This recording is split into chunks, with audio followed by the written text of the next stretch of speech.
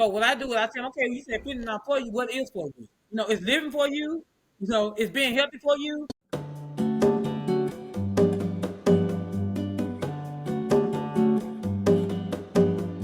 Welcome to Rooted and Rising, where we focus on becoming whole through the mind, body, and spirit together.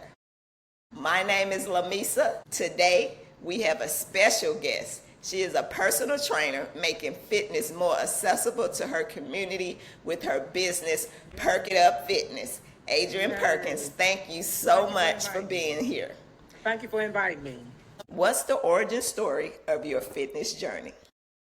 I started my fitness journey at a younger age, actually, watching my parents go through different illnesses and different physical and emotional things with the mind.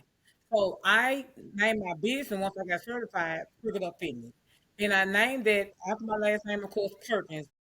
At that time, I had went through a lot in my life. I had went through a divorce, a job loss, and all these things long-term with me. Long-term things that I had dealt with. And so after that, I decided that I didn't want other women, if all possible, to go through the things that I went through. So I got on Facebook and said, hey, how many women would like to have a free workout session outside? Because at that time during the pandemic, we could not go outside. So I accepted 10 women. We went outside and started a workout fit camp. So as I was doing it, other women started in the community started passing by, like, hey, what do I do to join? What do I do to join? I said, well, I really only want 10 women. They like, okay, well, can I just stand in the corner, just stand there and watch? I said, okay. So those 10 women ended up turning to like 30 plus women. So what started out to just be something to help me ended up being something to help a whole community of women. So I went from like 10 women to 30 some women to maybe like 50 some women, and it ended up being a business, which started out something that was going to be just a help me, end up being a business. So with that, I've been going on and on with my journey. So I try to reach out to different women, even one on one, and talk to them not on the physical aspect of it, but the mental aspects mostly. And a lot of things I'll be talking about today going to be a lot of mental because everything starts with your mental. If you can't get your mental right, you won't be able to get your physical right. All right, then. Is Okay. there a training style you're gravitating towards these Yes, these days? days I'm mostly gravitating toward cardio and full body. And that's because of the time. A lot of people don't have a lot of time to just break down body parts. So if you just can come 3 times out of the week, if you can work out 3 days out of the week and do full body, I feel like you'll still get the results as a person that goes 5 days a week and break down by body parts. So my thing is consistency, full body, and a lot of cardio. What's your philosophy on pushing clients hard versus listening to their body I limits? do believe in pushing people past what they think they can accomplish, but I also like people to I like to meet people where they at. So just because Jane Doe can run 3 miles without stopping, don't mean you can do it. I like you to start. I like you to start in small increments. If that means that you only running a half mile a day, run a half mile a day and build up so you get the confidence and the strength to do what you need to do. Escape to Hot Springs, Arkansas, and reconnect with yourself at our Feed Your Soul Wellness Retreat happening April 29th. Imagine yourself surrounded by healing waters, expert guidance, and a community dedicated to real wellness. This is your moment to root and rise. Just lock in your spot and save with our early bird registration. Opening November 1st through November 30th. Set your clocks as there are limited space available. Now, back to the episode. What's your approach to training clients with old injuries or chronic pain First issues? of all, I try to stay away from those clients if all possible, but the first thing I have to have is a doctor's report. So once I know that your doctor has actually released you, I'll take you in small baby steps. A lot of people say push, but I don't believe in pushing a person because I don't want to cause any extra injuries. So the same as I said before, I like you to take your time to go little and baby steps. Like just come out. Don't necessarily pet the pain as in you don't want to move or you're scared, but I like you to just do it in small increments to the point where you feel comfortable. Do you incorporate mobility work and recovery into your Yes, I program? do. Which requires a lot of stretching, and a lot of self healing and a lot of rest. Because a lot of times we say recovering, we don't think about rest. So you can rest by just walking. Today I made a decide, okay, I'm just gonna take a 30-minute walk. No incline, just walking. So that's not only resting your body physically, but it also resting you mentally. And like I say, I'm real big on mental because mental strength is very important. So if today, actually I work out like 4 days a week.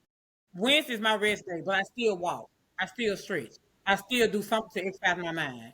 So I feel like that if you can include that in it every day, include that in your workout training, then the day that you do go hard, it'll help you to be able to go a little further. What are some other things you do I for do a lot mental of wellness? meditation. Matter of fact, before I go out at 5 o'clock in the morning, the first thing I want to do is meditate. So I might do it may be 15 minutes, it may be 30 minutes, it may be an hour. It's according to how my time is going and what am I about to face today.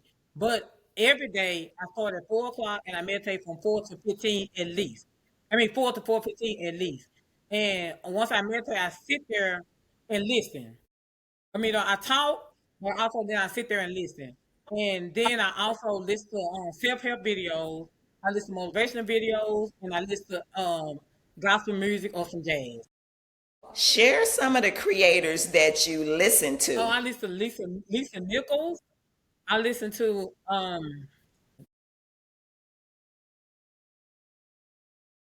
Danny Wyatt. Sometimes I just listen to like just jazz music and meditation. They have some different sound effects that you can listen to just to motivate your mind.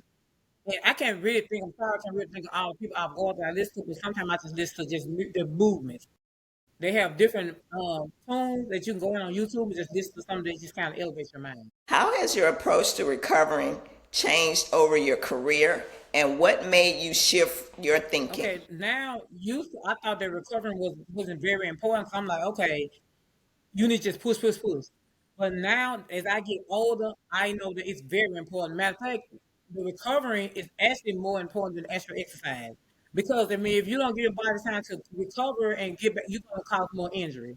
So I feel like that recovering should be on the top of the list. You should always have a recovering day, recovering time, and just take time out for yourself, whether it be like travel. Usually, we think about recovery, we think about sleep. But I feel like you recovering before something even actually happened, that you can prevent a lot of injuries, mentally and physically. If you could only give clients three recovery practices to follow religiously outside of sleep, what would they be I and would say why? drink a lot of water, get plenty of rest, and do plenty of meditation. And I would say it's because you will stay hydrated. Rest is very important because if your mind is going to be overload if you don't rest, especially as you get older. And I also said do a lot of meditation because when you meditate, you listen, and it'll let you know when you can go, when you can stop. It lets you know what your limits are, and it also tell you things that you didn't know that you probably can do. So if you do that consistently, um, it'll make a big difference in your life. Feeling stuck in your wellness journey? You're not alone. That's why I created the Embodiment Collection. This collection includes 8 digital products we've created to help you embody these traits and connect with your best self. You can buy one, mix and match, or purchase the deluxe, which includes all embodiment guides. Head to LamisaWellnessCollective.com/store or click the link below to shop now. Let your wellness transformation start today. Now, back to the episode. What type of meditation do you do? I listen to the sound waves. This is where I'm gonna take. I listen to sound waves. So by me, a lot of time I don't want nobody talking. I don't want no music playing because I don't want the words to distract what I'm having going on. I just listen to sound waves and I let my brain work for me, and I go off my own thoughts. So I just sit there um, on the floor in the position and just listen to sound waves. And as I'm listening to sound waves with different thoughts, it's like exercising my thoughts. How much of your role as a trainer is actually mindset coaching versus physical training, and has that rotation And you know surprised? what? It actually have. But I would say like 75% of that. Because, like I say, it starts with your mind. The first thing I do when a client reach out to me, I give them 3 days. I give them 3 days, no choice. because I want to see where your mind at. I want to see how far you, and I want to see if you're serious about it. So if I say, okay, I need you 3 mornings at 5 o'clock in the morning, I don't have to call you. You show up, that means that you're ready. So when you're ready, now I'm talking to you, I'm pushing you, I'm forcing you. Now I'm in your mind. So if I can get your mind, I can get your body to follow. So like I say, 75% of me is mindset. When I'm exercising, I'm always gonna talk about mind, mind, mind. Because you can't go anywhere with your body without your mind being in the right place. So I am a strong believer in exercise your mind because I have came so far with just that alone. I was a person that was more kind of like laid back, more quiet, but I also feel like when I knew something, I knew it. But now I'm more like sitting back, quiet. I'm a talker, and I love to encourage people, but at the same time, I need to know where your mind is. If we ain't on the same page, then we're not going to be able to make it together. But if I can get you to get on the page I'm in, we can come to a lot. How did you shift your mindset at the beginning of your fitness journey? I went from wanting to just to do this for a physical look to wanting to do this for the overall fitness health, for like inner health, mental health, because like I say, the older you get, the more issues you start having with your body. So of course, okay, yeah, everybody want to be fine, and but my thing now is make sure that my mind is right and that I am healthy. Because what good is you fine in the wheelchair? So, oh, you in the laying up in the hospital bed. So my thing about it is, okay, yeah, you so fine, but you laying in the hospital bed. So I feel like that if I can get my inside, I can heal from the inside out instead of outside in. Fire gonna come with it automatically. So I changed from just only Hey, physical. I changed hey, from just only hey. physical to mental. How do you spot the difference between a client who's unmotivated versus one who's burnt out or dealing with deeper Okay, the resistance? difference is a client who just unmotivated is it's hard to even get them out the house. Once you get them there, they'll do it, but they're gonna do a lot of complaining. A client that's burnt out, they're gonna come out there, they're gonna do it, but they'll let you know that they're just tired of doing the same thing over and over. So what you do with them is you change up the exercises. Once you change the exercise up and they're ready to go, it don't take long for a client that's just unmotivated to get back motivated once they're out there. But a client that's just burnt out, it'll take a little more work for them because like, okay, I done did this, I done did everything. Now I need the extra push. So the difference is like the techniques and the way that you approach, the way I approach them, the way that I approach each one of them is gonna let me know where they at on the level as far as being burnt out or motivated or unmotivated. I'm sorry. Do you have a strategy for helping someone rebuild confidence and self trust after years of failed fitness Yeah, my attempts? thing is talking to them, pushing them, telling them to look at themselves. I always tell people look at yourself in the mirror, and then I always ask them, what do you see here, and what do you see yourself in the future? And I always ask because when I started working out, my trainer asked me, he showed me a book. He said, how do you want to look? It was some lady. I said, I don't want to look like neither one of them.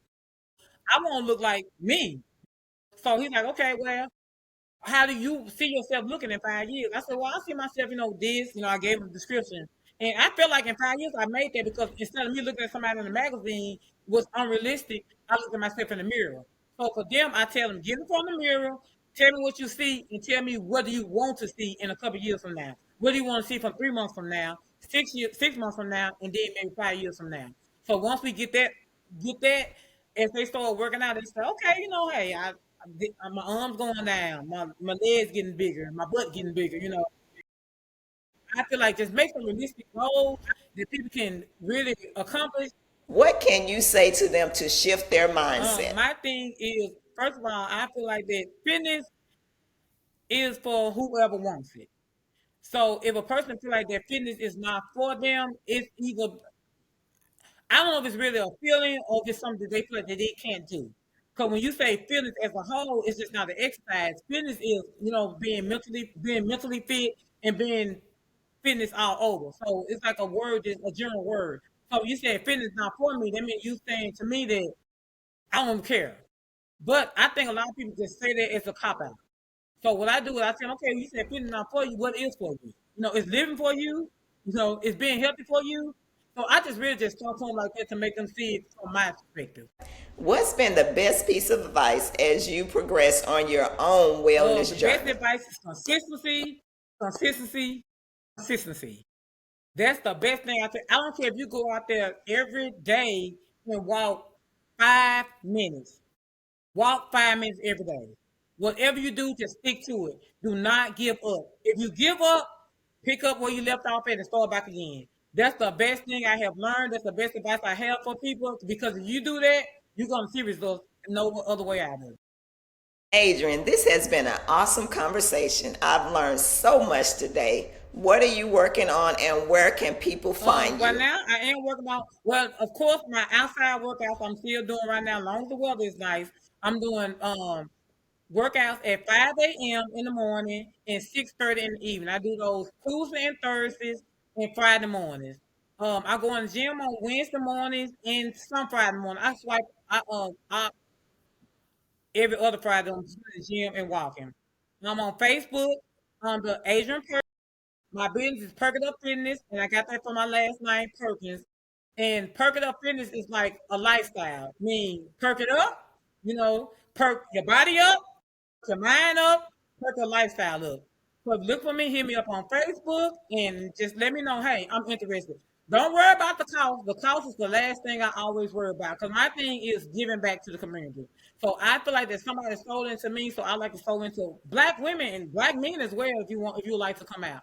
So just look me up on Facebook under Adrian Perkins and let's perk it up together. Yay! Thank you so much for coming on. Thank you for watching Rooted and Rising. We will see you All right. next Thank week. you.